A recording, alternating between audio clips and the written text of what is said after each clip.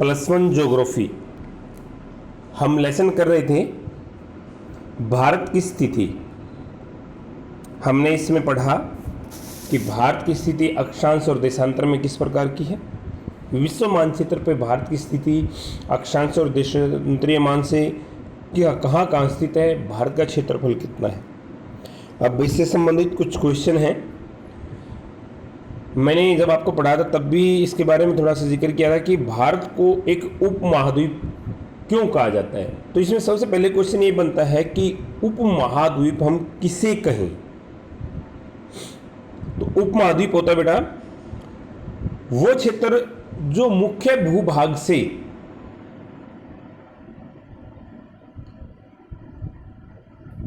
कुछ प्राकृतिक सीमाओं के द्वारा अलग कर दिया गया हो, प्रकृति के द्वारा बनाई गई ही सीमाएं, या ये कहिए कि वो भूभाग जो मुख्य भूभाग से थोड़ा सा हटकर है उसे हम उपमहाद्वीप कह सकते हैं।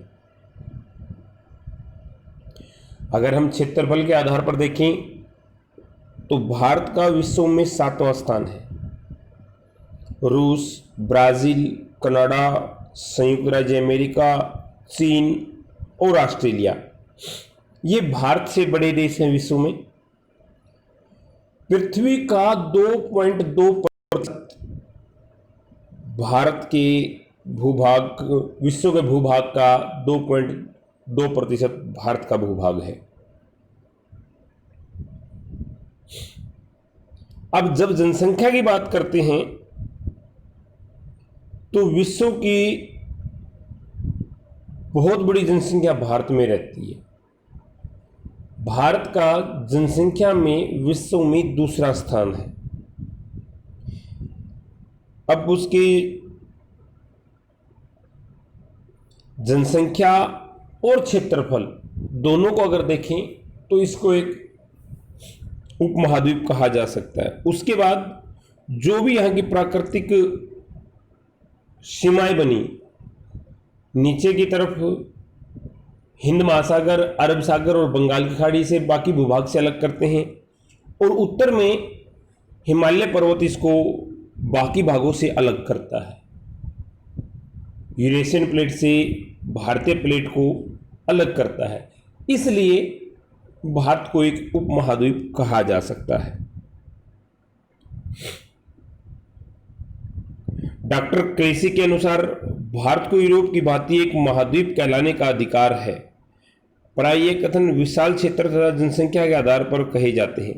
ग्लोब पर एशिया महाद्वीप के दक्षिणी भाग में एक विशाल स्थलखंड के रूप में भारतीय उपमहाद्वीप दिखाई देता है। इसे उपमहाद्वीप कहे जाने के कई कारण हैं। सबसे पहला प्राकृतिक सीमा है, जिसके बारे में हम पहले भी जिक्र कर चुके हैं। हिमालय पर्वत, दक्षिण में हिंद महासागर, पूर्व में घने वन तथा पश्चिम में थार मरुस्थली से मुख्य महाद्वीप जो हैं उनसे अलग करता है। उसके बाद है प्रीबद्ध चरित्र। प्रीबद्ध चरित्र का अर्थ ये है कि भारत विश्व के जो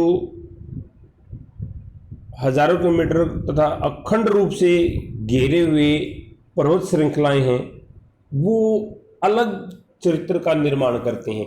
यहाँ चरित्र से मतलब हमारा ये है कि भारतीय क्षेत्र की जलवायु, यहाँ का मौसम मुख्य भूभाग से भिन्न रहता है, इसलिए इसे हम उपमहाद्वीप कह सकते हैं। क्षेत्रफल और जनसंख्या तो भारत विश्व का 7वां बड़ा देश क्षेत्रफल के आधार पर है, और जनसंख्या के आधार पर भारत विश्व का दूसरा देश है। चीन को छोड़ करके संसार में सभी देश जनसंख्या के आधार पर भारत से पीछे हैं, इसलिए भारत को एक उपमहाद्वीप कहा जा सकता है। उसके बाद है विविधताएं। भारत की संस्कृति में या राज्यों को अगर हम देखें तो हर एक के अंदर विभिन्न प्रकार की संस्कृतियां हैं। ये नहीं कि एक ही प्रकार की संस्कृति भारत के अंदर है, नहीं, क्षेत्र के अनुसार विभिन्न प्रकार की संस्कृतियां भारत के अंदर हैं। ये भी भारत को एक उपमहाद्वीप कहलाने में मदद करते हैं। साथ ही जो देश हैं इस उपमहाद्वीप के अंदर, श्रीलंका, नेपाल, भूटान, म्यांमार, जो भी ये कंट्रीज हैं, इनकी संस्कृति भी भारत से मिलती जुलती जरूर है, लेकिन विभिन्नता उनके अंदर भी है। पाकिस्तान हो गया, बांग्लादेश हो गया, इन सभी की संस्कृतियां भारत से मिलती जुलती हैं, लेकिन बिल्कुल नहीं, पूरी तरह से नहीं मिलती, उनमें कुछ न कुछ विभिन्नताएं हैं। सॉरी, ये विभिन्नताएं भी भारतीय क्षेत्र को एक उपमहाद्वीप कहलाने के लिए काफी है। उसके बाद जलवायु के आधार पर संपूर्ण देश में उष्ण मानसूनी जलवायु पाई जाती है। भारतीय क्षेत्र में मानसूनी पवनें हैं वो वर्षा करती हैं, और मानसूनी पवनों का पूर्ण रूप भारतीय उपमहाद्वीप क्षेत्र में ही दिखाई देता है। उसके साथ साथ पूरे देश में ऋतुओं का एक जैसा क्रम प्राय पाया जाता है, और एशिया महाद्वीप की जो जलवायु है और भारतीय क्षेत्र की जो जलवायु, दोनों पृथक हैं। इसीलिए एशिया महाद्वीप से इसको ये पवने पृथक कर देती हैं, ये जलवायु अलग कर देती है, इसलिए इसको एक उपमहाद्वीप का स्वरूप प्रदान करने में सहायक है। प्राकृतिक संसाधन की बात करते हैं हम। भारतीय उपमहाद्वीप में प्रकृति के द्वारा संसाधन प्रचुर मात्रा में है, जो इसके आर्थिक विकास में बहुत मदद करते हैं। उसके साथ साथ आर्थिक विकास के लिए कृषि, ये क्षेत्र कृषि पर आधारित है। इस क्षेत्र के संसाधनों की तुलना बाकियों से अगर हम करते हैं तो वो सभी संसाधन मिलकर के इसको एक उपमहाद्वीप कहलाने में सही सिद्ध होते हैं। उसके बाद दूसरा क्वेश्चन हमारा है, भारत की सीमाएं अधिकांश प्राकृतिक हैं और वे ऐतिहासिक रूप से निर्धारित हैं। उदाहरण सही से स्पष्ट कीजिए। ये चीजें हम देखते हैं, हमारा जब भी आप मैप देखते हो इंडिया का, तो आप देखते हो कि दक्षिणी भारत या भारत की सीमा जो है दक्षिणी भाग में 3 ओर से समुद्र से घिरी हुई है। हिंद महासागर भारत की दक्षिणी सीमा बनाता है।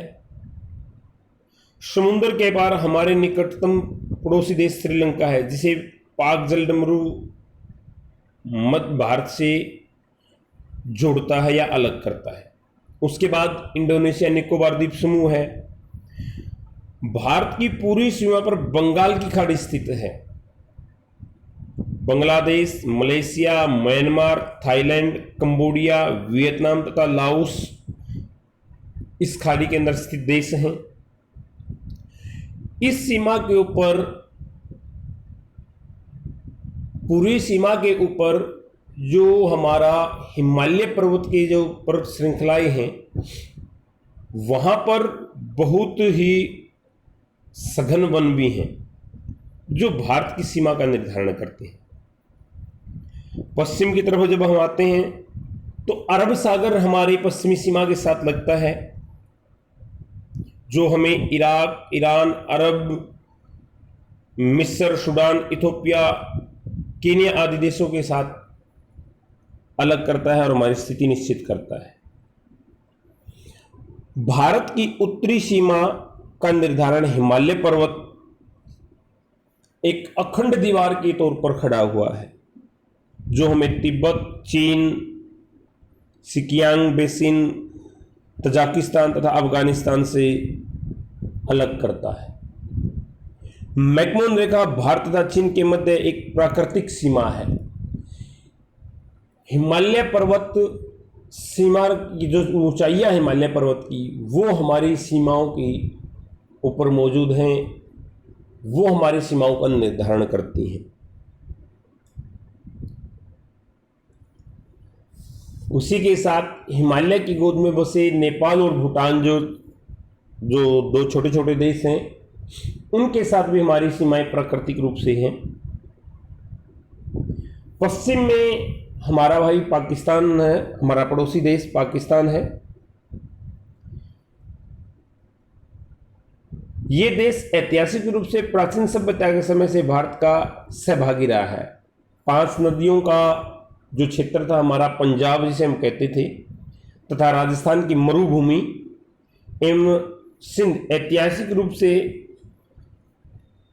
समकालीन प्रदेश हैं। इससे स्पष्ट है कि भारत की प्राकृतिक सीमाएं, अधिकांश सीमाएं प्राकृतिक है तथा ऐतिहासिक रूप से निर्धारित हैं। भारत की भौगोलिक स्थिति का महत्व बताइए। भारत पूर्वी गोलार्ध के मध्य में स्थित है। यूरोप तथा अमेरिका के पश्चिमी भाग से भारत लगभग समान दूरी पर स्थित है। ये स्थिति भारत को इन क्षेत्रों के साथ व्यापार और सामरिक तौर पर संबंध बनाने में बहुत ही कारगर सिद्ध है।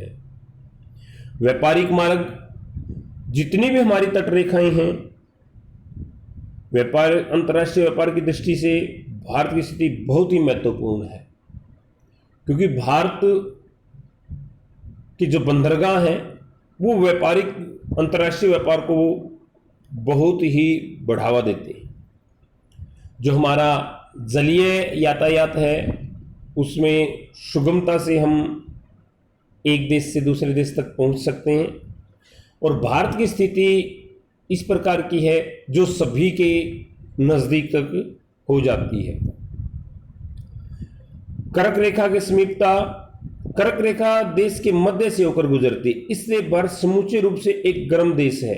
अधिक तापमान के कारण वर्षा पर खेती की सुविधा है, इसलिए भारत एक कृषि प्रधान देश है। लंबी तटरेखा, जैसे हमने पीछे इसी में बताया था, व्यापारिक मार्ग जो बंदरगाहों से होते हैं, तो उसके लिए एक महत्वपूर्ण केंद्र बन जाता है भारत। हिंद महासागर के किनारे पर स्थित होने के कारण भी ग्रीष्म ऋतु मानसून पवनें भारत के अंदर पूरे साल वर्षा करती हैं, जो इसके कृषि के कार्यों को बढ़ावा देती है। हिमालय पर्वत का प्रभाव, हिमालय पर्वत अपनी स्थिति के कारण ही मानसून पवनों को रोककर भारत के अंदर वर्षा करवाता है, जो इसके विकास के या आर्थिक क्रियाओं में बहुत ही मददगार सिद्ध होता है। इसके बाद है हमारा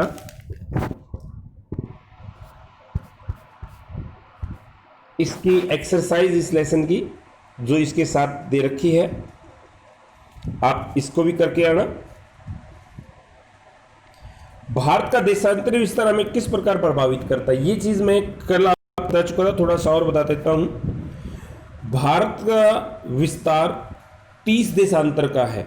सौराष्ट्र में जो गुजरात का पश्चिमी बिंदु है वहां से और अरुणाचल तक, अरुणाचल के पूर्वी बिंदु तक हमारा विस्तार 30 देशांतर का है, और एक देशांतर को पार करने में सूर्य की किरणों को 4 मिनट का समय लगता है। इस प्रकार पूरे भारत को जब सूर्य की किरणें पहुंचती हैं तो 120 मिनट का समय लगता है।